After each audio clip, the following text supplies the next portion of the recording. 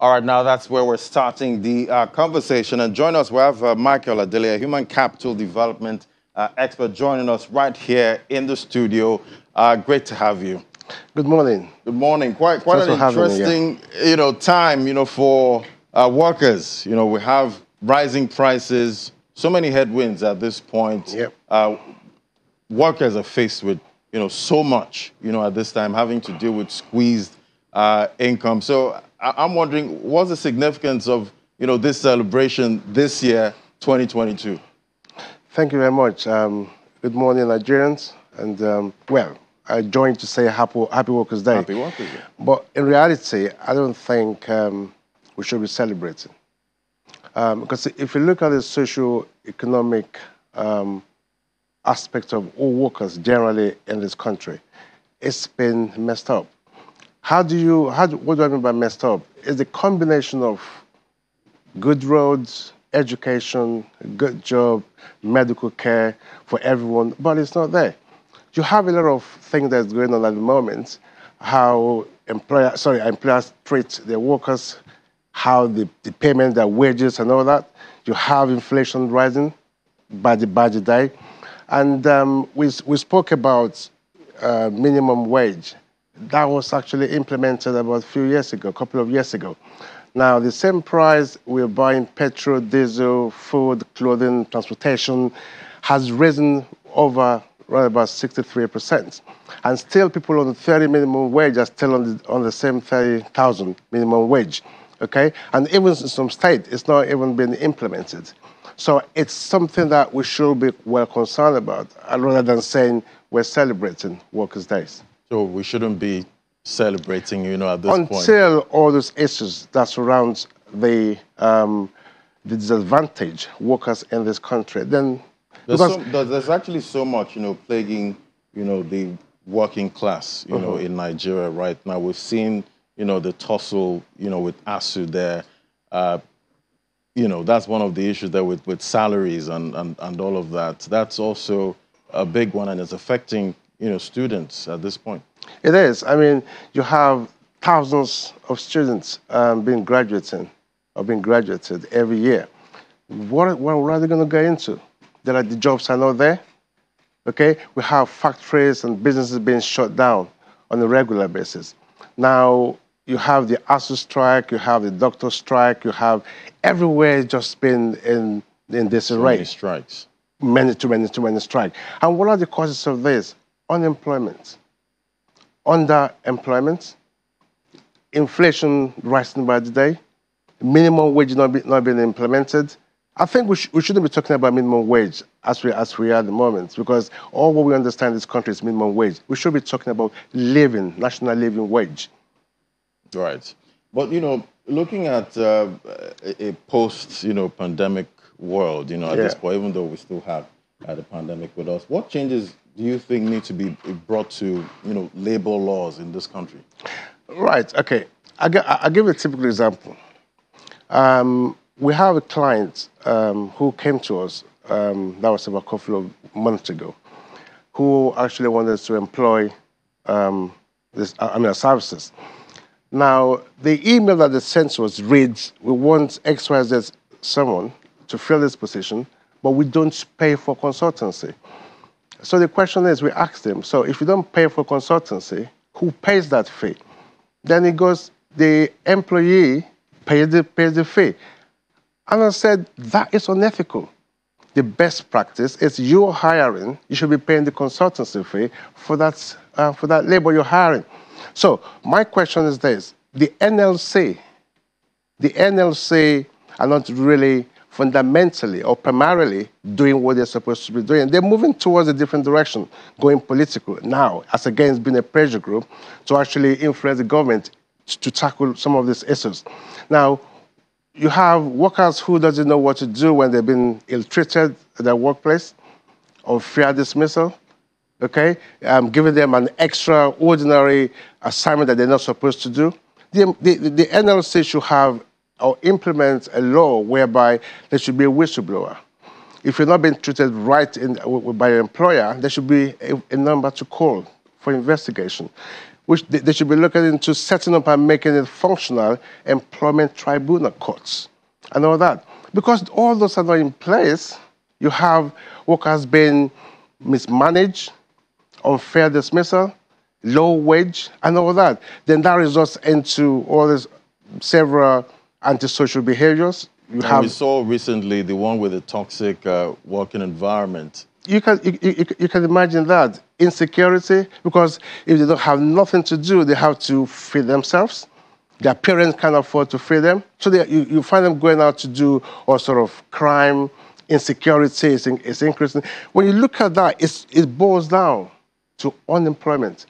Now, if you look at the percentage of unemployment in this country now, it's about 33%. That is a third of our population. That is alarming. We should be looking at now rather than talking about electioneering and politicking, because where we're going now is very uncertain. Yeah, I'm talking about the unemployment rate at 33%. It's projected to even go higher. Go higher. In 2022. But what do you think? Those that are willing and able to work, but can't find a job. What should they be doing at this point? Now, the government needs to put in a different strategy. We have a lot of our graduates who are there who doesn't have the skills to fill in those positions. Usually, in order to climb, you have the government partnering with training companies. You train and retrain your workforce for them to be able to match the jobs that you have in the economy. Okay? We should look into our tertiary education, the quality of the education they're actually going through. You don't just, let me give you a simple example. If the UK has shortage of nurses, for example, they will design a program whereby they channel a lot of people to go through that, to go and do nursing as a course with different incentive to actually fill in the gap. We don't just allow, who regulates the courses that all these people are going to take in at various universities? Nobody regulates it. Everybody just do what they want to do. And we're not looking at, are these courses best fit for the economy? Look at our technical education. University is not for everyone. Okay? You have technical area where we could actually channel people to go and study skills. We used to have a lot of our students, our youth, going into technical education, studying plumbing, carpentry, painting, and all that kind of a thing.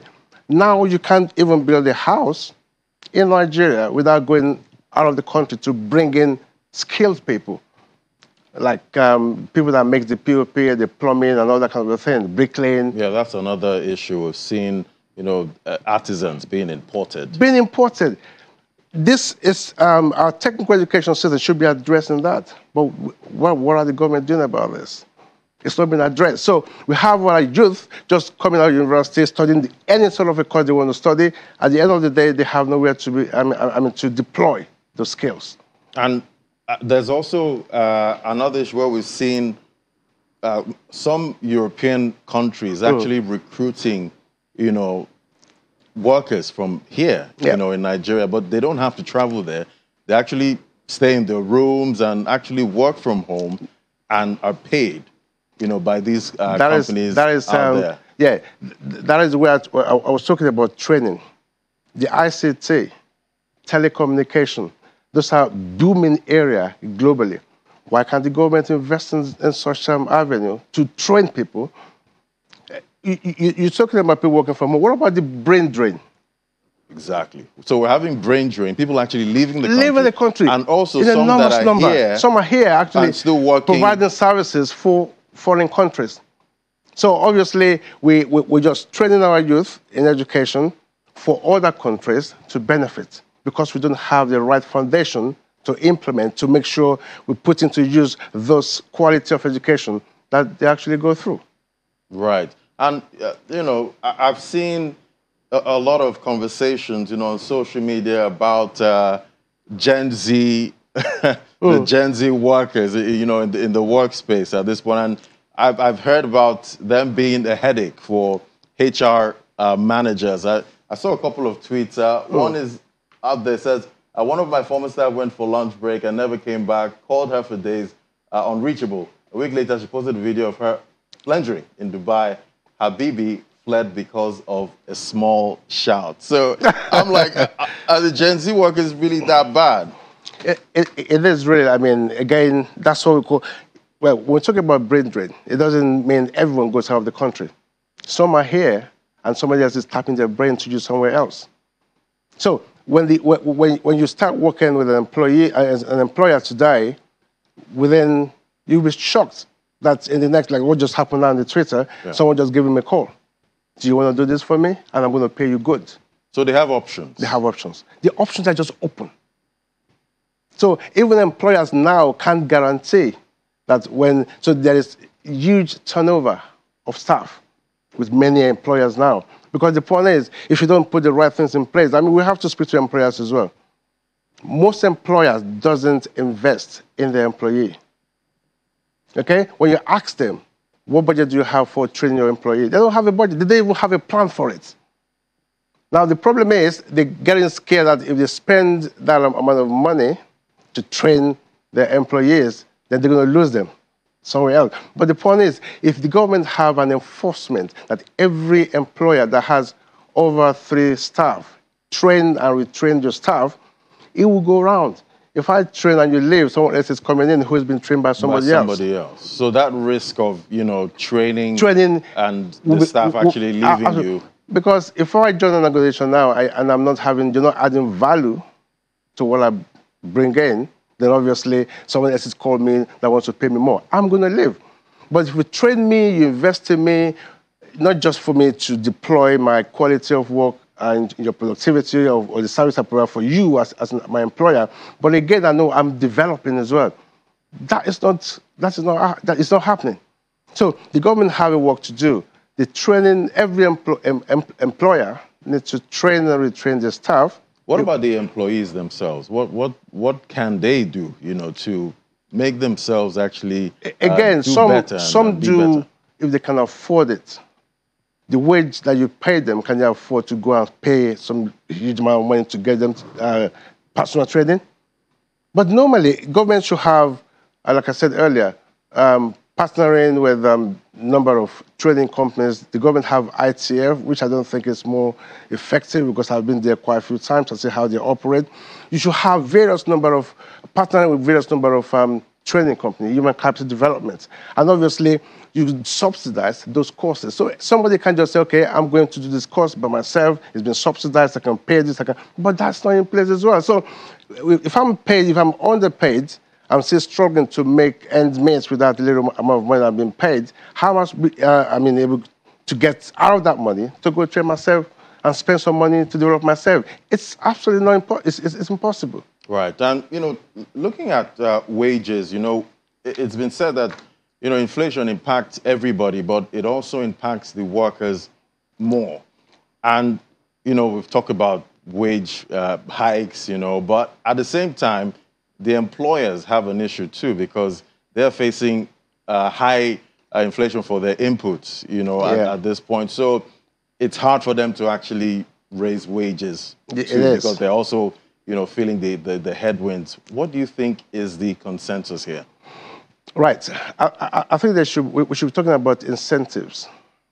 Now, if I'm an employer and the government comes to me and say, okay, if you employ XYZ number of job seekers, graduates, I'm going to have to train them, make them more useful, not just for me, but to the economy. And the government says in return, it's a win-win situation. From the taxes, your corporation tax that you pay to me, we will give you maybe 5% back or 10% back. So if I can afford to employ or to increase the wage of the current people that I have, or to employ more staff, if I look into that and I find that there's an incentive for me from the government, I'm going to be able to do that because I know it's going to offset some of my taxes to the government.